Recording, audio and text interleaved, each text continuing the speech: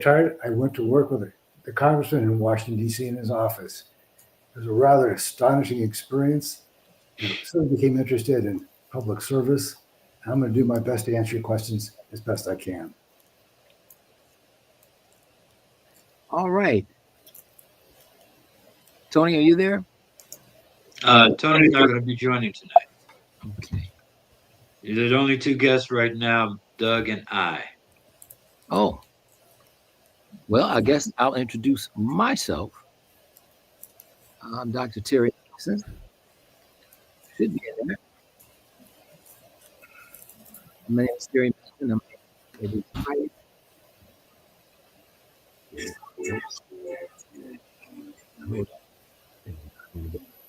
Sorry. I am a happily retired urologist. I served the city of Chicago for several years as a urologist, and I also served as commissioner of health for the city of Chicago and the operating officer for Cook County Health and Hospital System. And I'm glad to be here with my colleagues tonight. We'll see what we can do about the little echo, and we'll take it from there. All right. Anyone else? I'll reintroduce myself, Joe Harrington. I work for the city and state health departments. Most of my career has been in public health and healthcare. Worked for the city of Chicago health department 3 times. The last time I was there, I was an assistant commissioner. Left there, went to the Illinois Department of Public Health, where I served as a regional health officer for Cook County and an administrative law judge. And also did some work in hospitals. Worked at First Hospitals, University of Illinois. Left there, went to Mount Sinai, and then spent 10 years at Rush and did some work both in mental health and education. But Pete, you want to introduce yourself? Because I see Terry's multitasking. He's on the phone and trying to host the show at the same time. Yeah, absolutely, Joe. I'm Dr. Pete Thomas, medical director at Howard Brown Health Center. Worked most of my career in community health. Ran a little clinic called Project Brotherhood, Black Man's Clinic at Cook County. Happy to be here. Happy to be a part of this forum. And thankful for the congressman and Nikki for putting this together for us. Thank you so much, Pete. Really appreciate your comment. But, I want you to just know information because this sort of started around the time of COVID. You want to talk a little bit about it, especially? Terry, your audio is breaking up. I mean, it's hard to hear you. We're getting every other word. We're not hearing you clearly. Well, I'm not sure. I may have to sign out and come back. Go before me while I sign out. Well, why don't we let the congressman start us off? I mean, I'm sure he has something to say. He's in the heart of Washington right now, and we were just talking about that. So I'm sure the congressman wants to at least open up and let us know what's going on from his perspective. Well, everybody's starting, just so you know, everybody has an echo. So that's what I'm trying to do. But go ahead, Congressman. Well, why don't I just say while he's working on that I've had such an interesting weekend until it's hard to believe. Between Friday, Saturday, and Sunday, I think I've gone to more than 20 events. And it's been very rewarding. Many of them were Black history events, African American history events. And people were out in large numbers, meaning that they were well attended. Some of them had a good number of children. And although I was a little tired, it also just felt good seeing the engagement of people in such a way. and knowing that something was driving them to these events, that something was causing them to come, and people were being educated, they were being activated, they were learning things that they didn't know. One event I attended, Pam Morris was there, and I mentioned the fact that I had been listening to her gospel show on Sunday, and she was lacing into the songs inventions and all of the many things that African Americans had created and invented.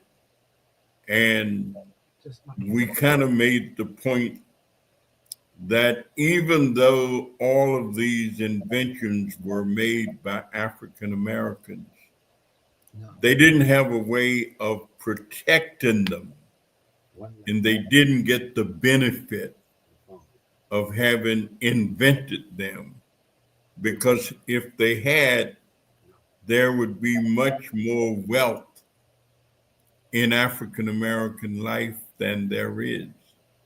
And so it just reinforces the idea that every aspect of life is a component, and we bring all of it together to create the quality of life that we experience.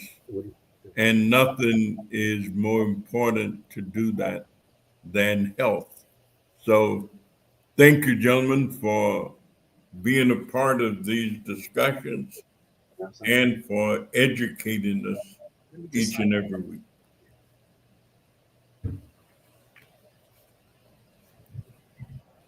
I'm sorry.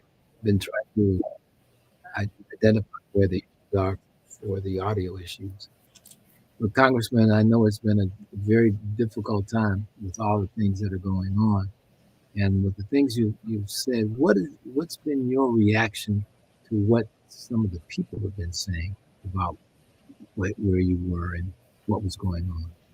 You know, the interesting thing about politics, and I used to have a friend who called it politricks, is that politics has no right or wrong. It has what you want to accomplish, and then you do the politicking to try and make that happen. And it's obvious that there are some components of our society who don't like it the way things are. And they are trying to change them, except that rather than they changing them in a positive way, they appear to be trying to change them in a negative way.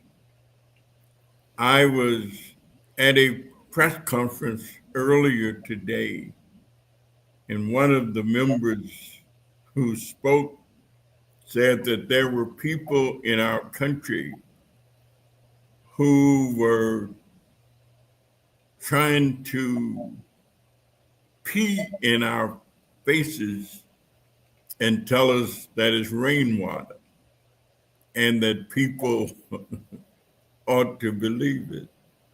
And sometimes political forces will do that because they have their own desires, which are not the same as the desires of others.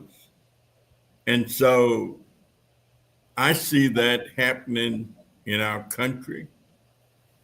Our country has become known as a bastion of liberalism, where workers have rights, where people have rights, where sensitivities are displayed. And there are some people who want to change all of that. and are attempting to take that away and set us back to a form of living where dictatorial policies are laid out and you are expected to follow them or be punished. It's like people getting these emails from the federal government saying, tell us what you did last week, what you accomplished.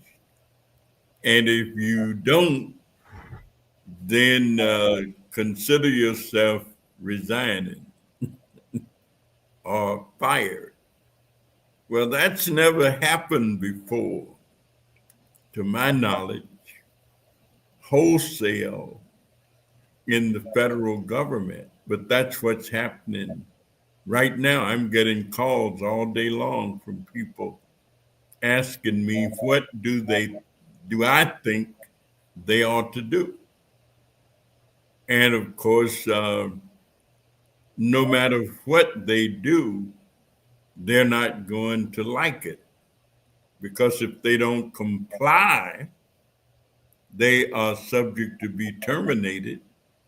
And if they do comply, in all likelihood, they're going to be terminated anyway. So it's an unusual set of circumstances. This is really a real mess. How do we manage this? Or is it manageable, Congressman? I think one makes use or attempts to make use of every ounce of intellect,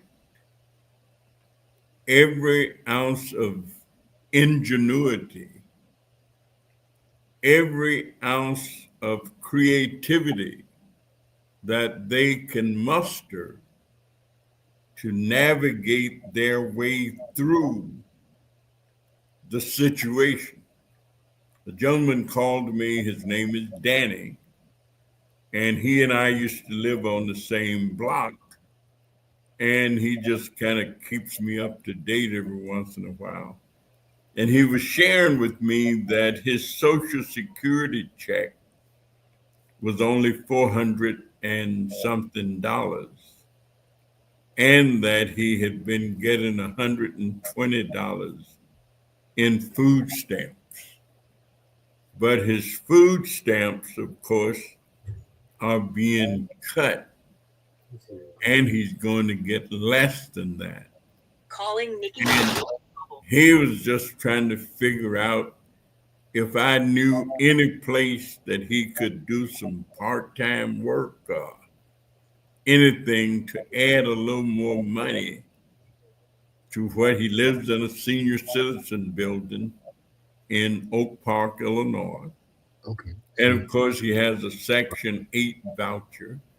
So that allows him to live at a relatively low cost. He don't have to pay more than 30% of his income for rent.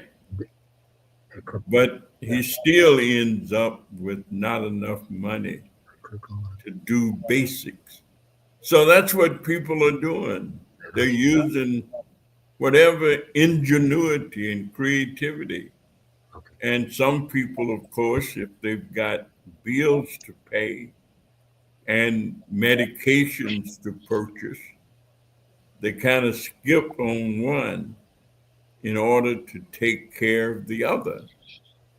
And we know that cuts are likely to reduce the discounts that some of our health resources and health places have been able to get on prescription drugs. And so those are going to go up. So it's not fun, but we'll make it anyway. Did anyone else have a question for the congressman? Because this has been going on, and it's been the topic of conversation almost everywhere I've gone, in terms of just people just not knowing what to do or what their next steps ought to be, and if they have any rights at all. Because Well, go ahead, Joe. I was going to say that typically what we talk about is people's health, Mm-hmm. and so I'm just wondering what kind of impact this has on people's health, and particularly their mental and spiritual health moving forward.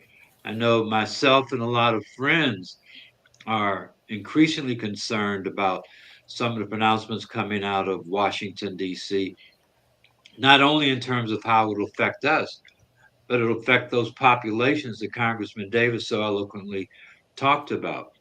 So this is a time that perhaps what we need to talk about is this idea of resilience and how people get through things like this. Because I mean, you'd have to have been living under a rock not to know what's going on in this country today, because it's in the news. So perhaps I saw Pete was coming off mute. Maybe Pete could say something about this idea of resilience and what can people do in times like this to be resilient.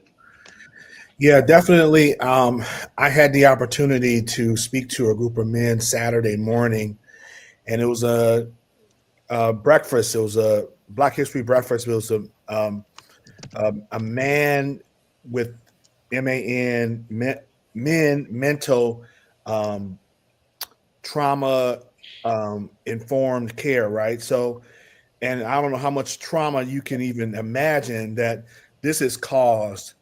But what was interesting in that conference was this idea that as Black men, we've experienced so much trauma. If you think about the trauma that we've experienced, think about the trauma that my father experienced, the trauma that my grandfather experienced. We're not new to this. We're used to fighting, right? So I think we have to pull on the ancestors, and I'm not far away. I mean, I'm talking about, like, I remember, like, even Terry mentioning about what it was like finishing residency and couldn't find a place to practice. Here you are, a whole surgeon, and you can't find a place that people didn't want you to practice in a hospital. So, and it's an idea that seems so foreign to our kids. I'm talking about my kids, that now they have to pull on an experience of fighting, right?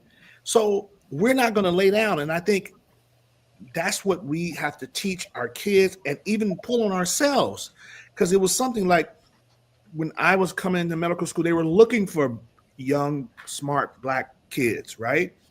But now they're saying you can be young, smart, Black, and we don't want you here, right? And I think we've got to remind ourselves that this is not new. And we know how to do this, even if it means pulling on the elders and saying, "Hey, what do I do? How do I deal with this?"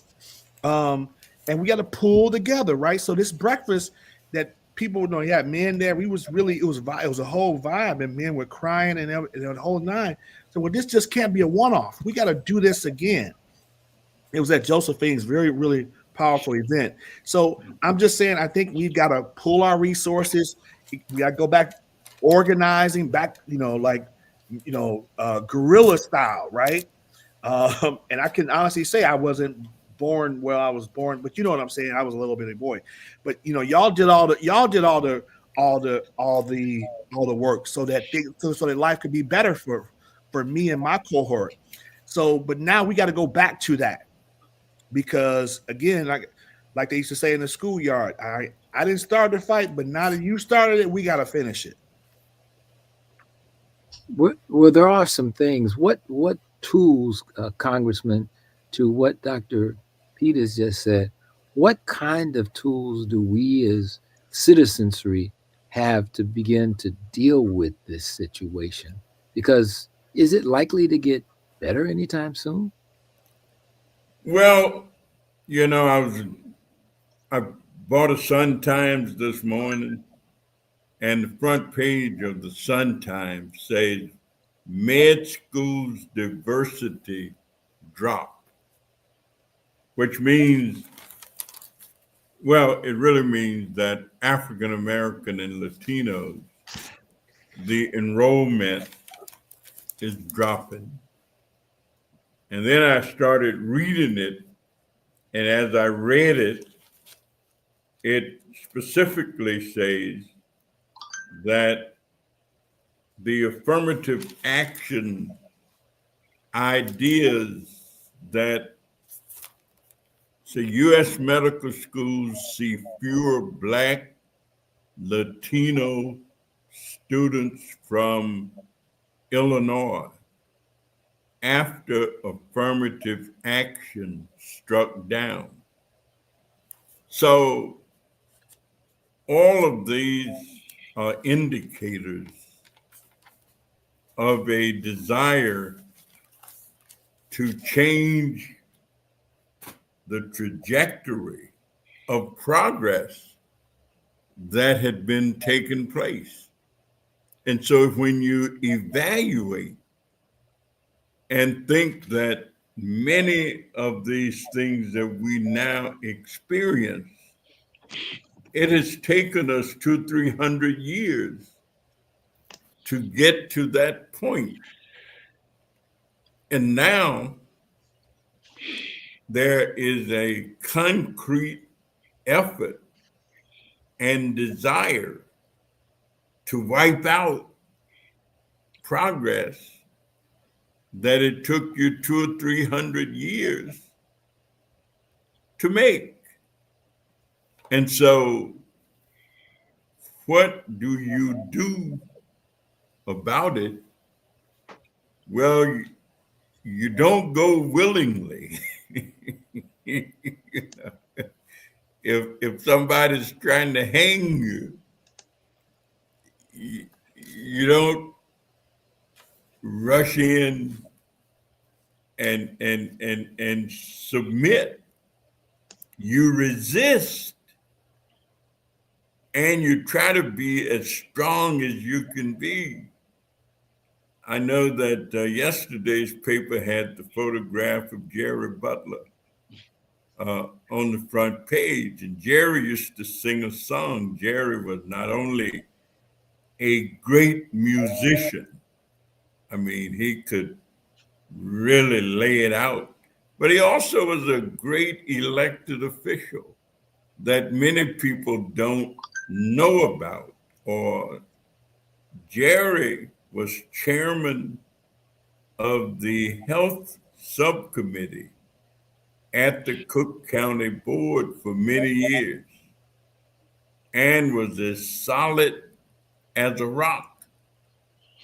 But one of the songs that he would sing is "Only the Strong Survive." The lyrics kind of said, "Boy, I see you sitting out there all alone, crying your heart out because the woman that you love is gone. You got to be a man. You got to take a stand because only the strong survive." And so I think our communities have to take that position, and especially those of us who know some things about it have to just simply resist and help others to know how they can resist, and then do those things that you have to do in order to make do anyhow. Well, Yeah, Joe, I want to take a moment because Nikki would be angry at us if we didn't actually announce some of the people that have tuned in to listen to this program. And so I'm going to go over it real quick, Terry, just to let them know who I can see on my computer. I see Bonnie Smedley has joined us, Pamela Dominguez, Dorothy Murphy, Nellie Parnell King. And although I haven't met these people in person and I've never seen many of these names I recognize because I see these names pop up every week. So we're really grateful that you have taken time to spend with us.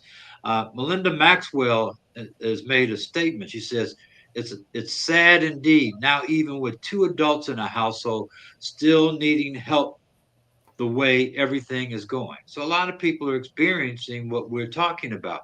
Not only are they worried about it, but they're actually experiencing some difficulties as a result of it.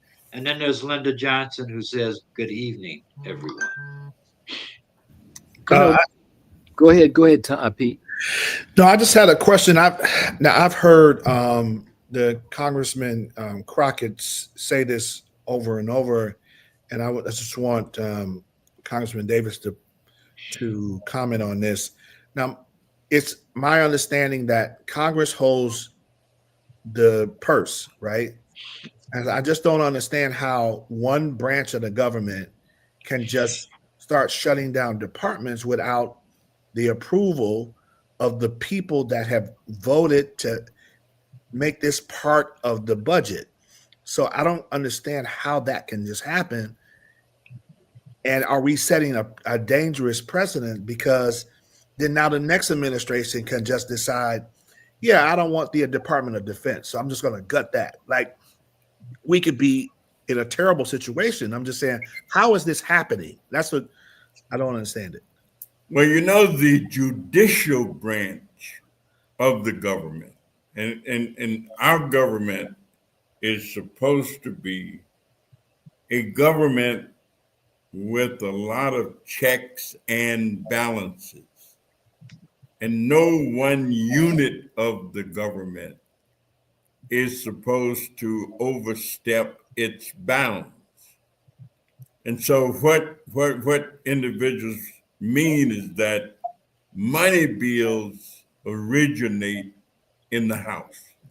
The money, deciding how much money you're going to spend and what you're going to spend it for. Where are you going to get it from? Those are legislative actions. Those are legislative determinants.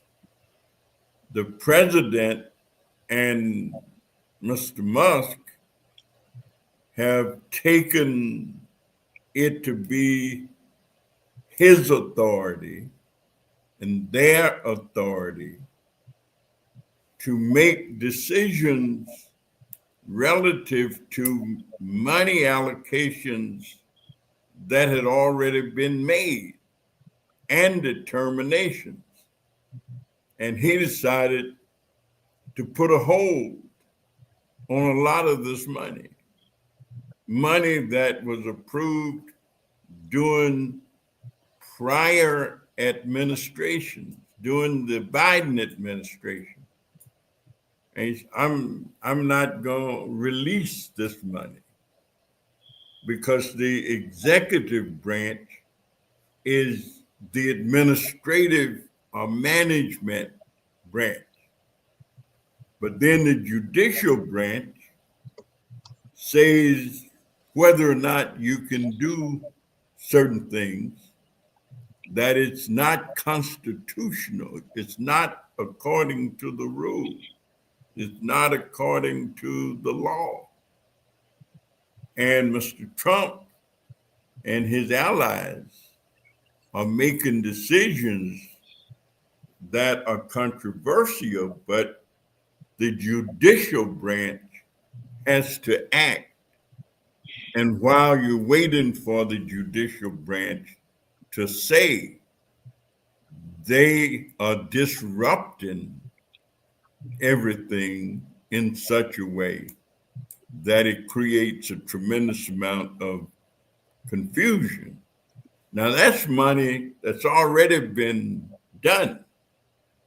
That money is going to run out anyway because it's for a specified period of time. Now we got the problem of new money. What will we come up with? And they have come up with a proposed spending plan that will take away, well, just say $1.5 billion in funding for the National Institutes of Health. So much of the research and research things that are in process, some of those things will have to be halted, because if you don't have the money allocated to pay people to do the research, they can't do it. And the downsizing, like people are calling because the staff will not be available to do the work. Like our office gets calls all day long about just mail delivery. People call and say, we haven't had any mail in 2 days, or the mailman is not delivering. Well, if you don't have people available to deliver it, you won't get any. And someone may say, well, maybe you ought not be getting mail every day. And maybe you get mail every 2 or 3 days. These are the kind of decisions that are being wrestled with. You know, Congressman, because this is happening the way it's happening, on the heels of an election that was at best a new experience. But the issue, and I'd asked my other colleagues where they sit, how this is affecting them. How is that affecting being able to deliver care?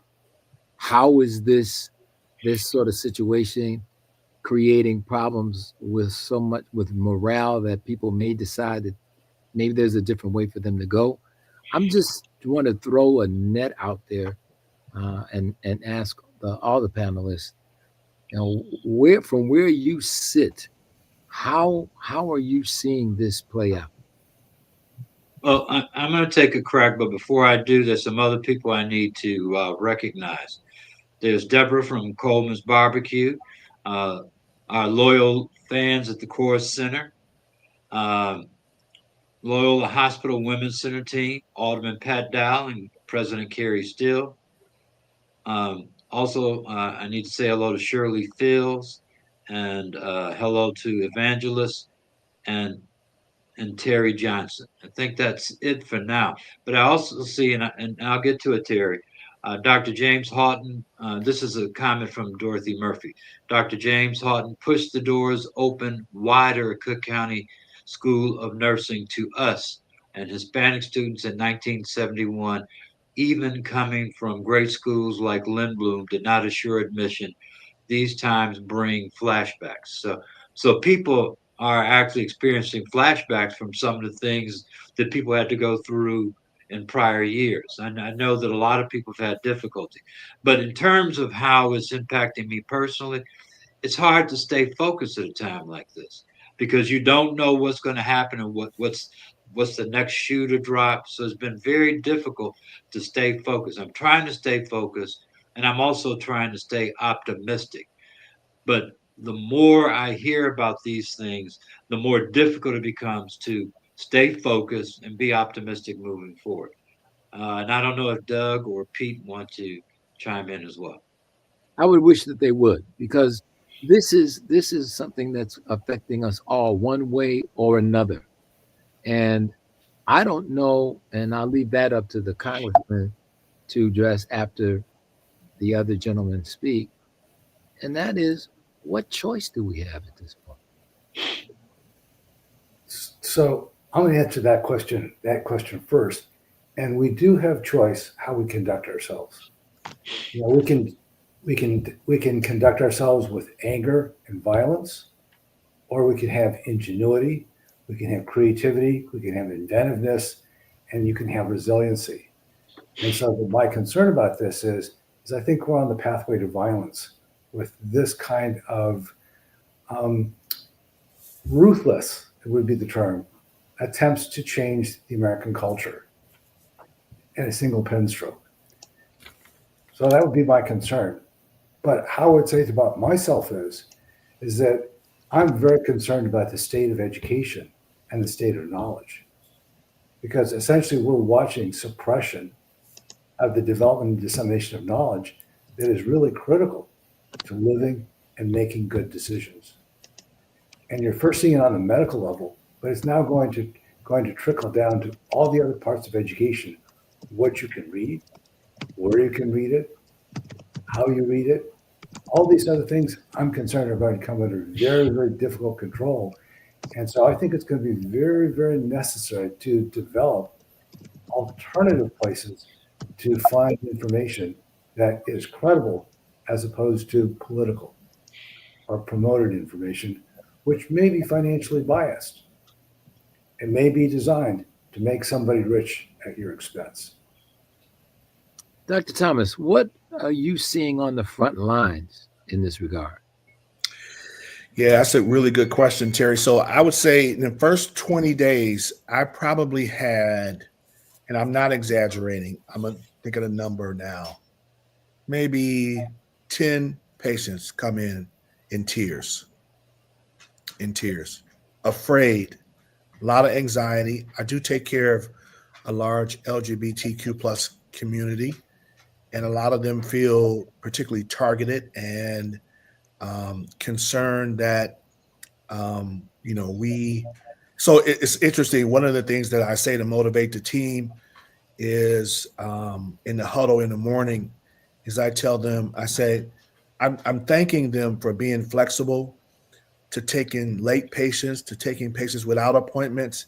I said, because now in this political environment, our patients feel like they're vulnerable, and said, and we need to show up for them in the best way that we know how. So I'm not a congressman. I don't control any of the things that happen, and I don't have a particular contact with any of the federal administration. But I said, but what we can do is we can deliver good care, compassionate care, and be flexible for them.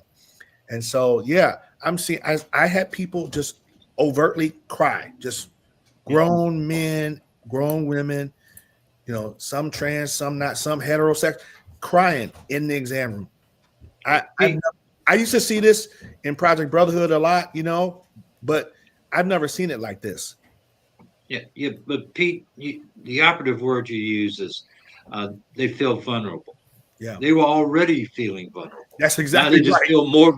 It's not that they didn't have challenges of fears, or Exactly. they weren't upset, or they were scared, and now they're scared. I mean, this is really got a lot of us off kilter. I think that's what we're talking about. Yeah. I know personally it keeps me off kilter. I have stopped watching the news Yep. because I know I'm gonna know the bad news whether I watch it or not. Somebody's gonna call me. I still watch the local news, and they're going to be reporting on what's happened during the day. But I used to follow the news during the day. I can't follow the news anymore because it's just too much, and it's an assault to the mind and the psyche as well. So people that were vulnerable are feeling even more vulnerable now, which Well is a said. shame. Well said. Well said. This, yeah, and particularly I've worked with vulnerable populations my whole career, so this is not new to me. But it's like I understand. It's like you already feel like a boulder is on you, and then it's like somebody goes and stack another one on you. And it's like at least we knew. I think a lot of our patients felt like when I worked at county, they felt like, okay, no matter how crazy county is, they just knew we were there for them, right? And we weren't going anywhere. Now people feel like, well, wait a minute. This guy is getting away with all this. How long will it be before we won't be here anymore? So it's playing on everyone's psyche, and which I think is part of their plan too, is the play. And I even heard, I can't think of this guy's name, but he used to be a part of the first president administration. But he said to bombard them with stuff, bombard them. So every day, so people feel more and more like, and so they get exhausted almost. So to your point, Jolie, we're getting exhausted. So I had to tell a lot of my patients, cut the news off. You can't deal with that and high blood pressure, diabetes, and you can't deal with those things because you will act out in the stress that you're in. Or I even tell them like your cortisol levels norepinephrine, epinephrine, all those stress hormones, they will ignite your blood pressure to be higher. Blood sugar is going to go higher. So you got to leave that alone. Whatever you got to do, prayer, meditate, all of the above, go for a walk, but do not be sitting in front of that television watching this madness. Congressman, I just want to, and Doug, I didn't hear from you, and I can't see who else is on the program, so I'm going by memory. But Congressman, is there hope? And if there is, what do we do with it? How do we, as a population, deal with this situation, if it's possible? There is hope that requires a tremendous amount of unifying. And the best way for any underdog, because we are talking underdogs and top dogs, because there's a lot of money at stake. And of course, it's always ultimately about the money and who gets the money. Now, part of the rationale for doing it is so that wealthy people will not have to pay any more taxes, not any more money in taxation. Traditionally, down through time, the average person has not known a great deal about taxation. They just have not known. I mean, how do you say that a billionaire can get away with not paying any income tax, and somebody making 35,000 got to pay whatever they got to pay? And so when you say that these very wealthy individuals, there are so many tax holes and loopholes in the process where they get away with paying very little of what they should pay. And then, of course, they contribute significant money to individuals who will protect the system for them, so that when it comes time, for example, Republican members of Congress are being told, if you don't go along with us, we will recruit somebody to run against you in the primary. And we will also fund them. And we got enough money where we can easily get it. And some person you never heard of will be on television and have billboards all over the place and telemarketing people calling up all the citizenry. And we'll put you out of office. And that's because the way our election finance laws are, individuals can do that. Now, of course, in some countries, they don't allow it that way. And there are limits put on how much money that can be spent on a campaign. But the rich, and I'm not opposed to people being wealthy, but the wealthy in this country are trying to get wealthier as other people will die sooner and not live as long. I mean, for example, drug overdoses are a leading cause of death in the United States. The Trump administration unlawfully suspended payments for billions of dollars in funding for treatment in areas and for people who need daily treatment. Now, the ultimate is, what are these people going to do? Some of them are going to overdose if they don't get the treatment services, and they're going to die. I mean, that's what's going to happen to them. Well, that's cruel and inhumane, but that's what will happen. And that's what will happen. And there's no doubt about it.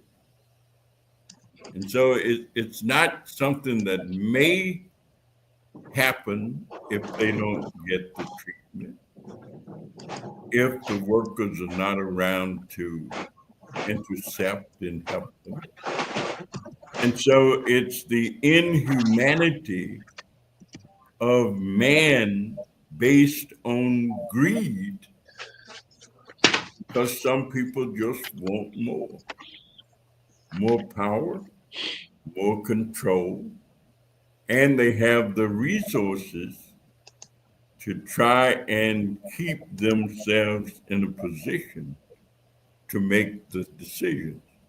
But there are far more poor people, low income people, moderately income people who, if organized and if participating, can match their money with human engagement. It's just hard to organize. It's hard to get them to do. It's hard to get the, $10 or the $5 from people who can do it. The politicians who organize us, they're just constantly asking people, can you send us $10? Can you send us $5? Can you spare $15 today? Well, if you get 20,000 people with $15, that's pretty good. But it's hard to get 20,000 people with the $15, even though the 20,000 people could spare $15. But to get it organized and get it from them is not the easiest thing in the world to do. Doug, I just wanted real quick, Joe, to Doug, because I wanted to get some of his input, and then you're right after Doug, Joe. Okay, Doug. Well, I mean, you've been hearing a lot here, and I have a lot that's on my heart, but I want to reserve that for you guys to speak your piece to the audience. Well, my vision or my experience of this is no different than Joseph Harrington's or Dr. Peter yours.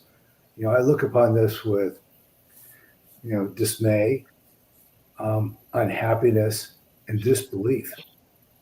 And that I don't think that anything good will come of this, even though there's a large group of people who think that this is the way to go. And so my thoughts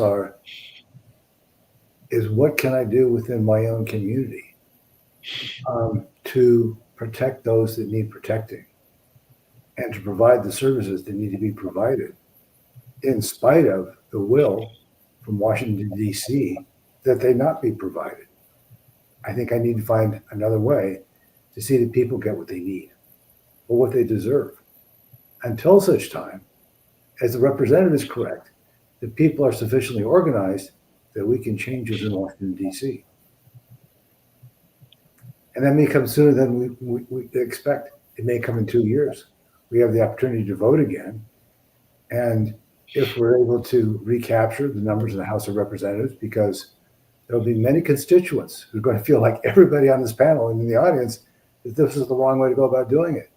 And they'll be unhappy about it when things are hard to find, things are hard to get, people are ill, people are out of work, and they find out that no, this isn't going to make us great again. It's going to make us grieve again. Joe, I know Yeah. you want to say something. Go right ahead. Yeah, yeah. I want to pick up on what the congressman was saying, and actually, uh, part of what's happening right now, I believe, is a strategy. It's a strategy in the sense that they're causing so much trepidation and you know, causing so many people to feel fear and dread about the future and what's going to happen. It's hard to focus. And in a context like that, Congressman Davis is talking about optimally what we need to do. We need to organize, we need to coalesce and work together towards some end. And with the information we're being constantly bombarded by, it's hard to figure out which way to turn or what to do or who to work with or who not to work with. What I was going to say, I got an email today and I can't vouch for the veracity of it, but it was powerful to me. And I'm going to join this campaign. And they're talking about a 24-hour economic blackout, a 24-hour economic blackout. I saw it this morning. I shared it with a lot of people. What they're asking people to do or not to do not make any purchases, do not shop online or in store, no Amazon, no Walmart, no Best Buy, nowhere. Do not spend money on fast food or gas. This is happening this Thursday. It starts Thursday, February 27th, from midnight till Friday, the 28th, midnight. 12 a.m. to 12 a.m.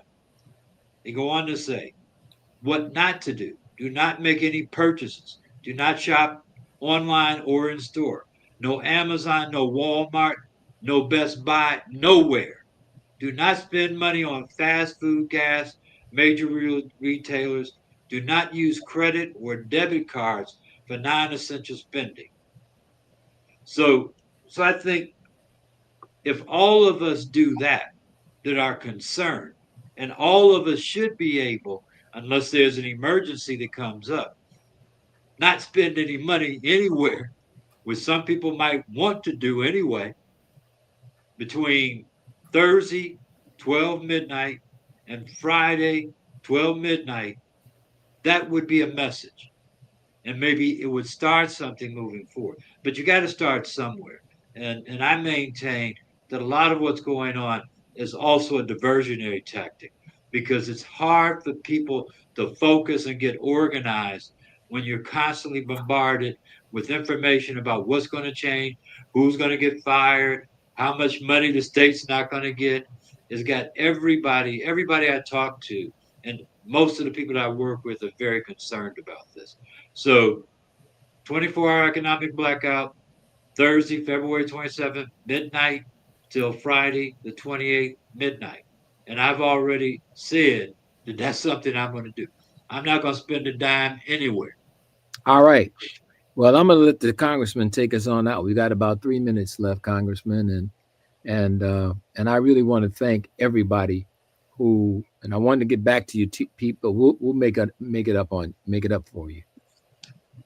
Well, you know, each person has a great deal of influence that sometimes we don't necessarily use or know because there's no way to know that it's all roped together.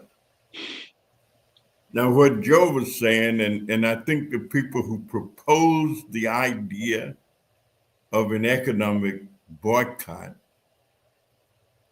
did so with the idea that consumers have a tremendous amount of influence and impact when they're doing the same thing.